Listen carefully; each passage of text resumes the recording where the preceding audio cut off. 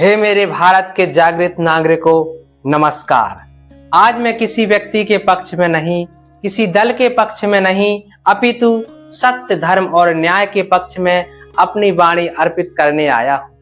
आज भी मेरे कानों में उन युवाओं की पुकार गूंज रही है जो अपने सपनों को लेकर दिल्ली के जंतर मंतर पहुंचे थे।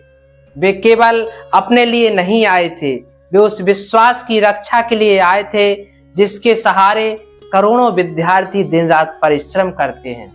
जब कोई विद्यार्थी रातों की नींद त्याग कर पढ़ता है, माता अपने आभूषण बेचकर उसकी फीस भरती है, पिता अपने पसीने की हर बूंद उसके भविष्य पर अर्पित करता है, तब एक परीक्षा केवल प्रश्न पत्र नहीं होती, वह पूरे परिवार का तप होती है। यदि उस तप पर किसी प्रकार का संशय उत्पन्न हो तो स्वाभाविक है कि हृदय व्याकुल हो उठे। ऐसे समय सत्य की निष्पक्ष जांच और न्याय की स्थापना ही राष्ट्र का धर्म है। परंतु हे सज्जनों, इसी क्षण हमें एक और बात स्मरण रखनी चाहिए। धर्म यह नहीं कहता कि क्रोध में हम सत्य खो दें। धर्म यह नहीं कहता कि बिना प्रमाण किसी को दोषी ठहरा दें। धर्म यह भी नहीं कहता कि किसी की आस्था, किसी की मर्यादा या किसी की गरिमा का अपमान करें। सनातन धर्म कहता है, सत्य को प्रमाण से स्थापित करो, न्याय को निष्पक्ष रखो और वाणी को मर्यादित रखो।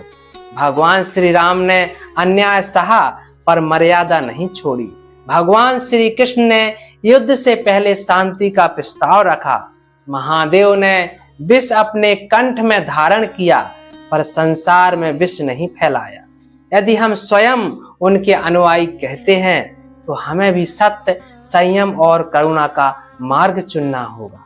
आज आवश्यकता किसी को नीचा दिखाने की नहीं, बल्कि उस विश्वास को पुनः स्थापित करने की है जो एक विद्यार्थी की आंखों में चमकता है, जो एक माँ की प्रार्थना में बसता है और जो एक पिता के श्रम में दिखाई देता है। आइए हम प्रार्थना करें, यदि कहीं अन्याय हुआ है तो सत्य सामने आए, उसकी निष्पक्ष जांच हो।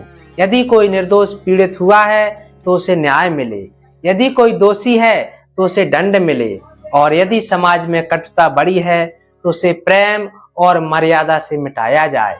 याद रखिए, धर्म की सबसे बड़ी परीक्षा तब होती है जब हम क्रोध में भी सत्य का साथ नहीं छोड़ते।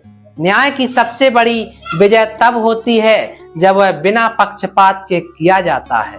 और राष्ट्र की सबसे बड़ी शक्ति उसकी सेना नहीं, बल्कि उसके युवाओं का विश्वास होता है।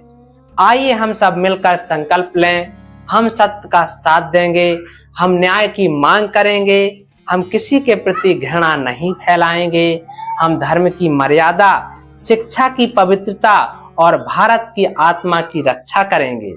सत्यमेव जयते, धर्मो रक्षति रक्षिता। भारत माता की जय।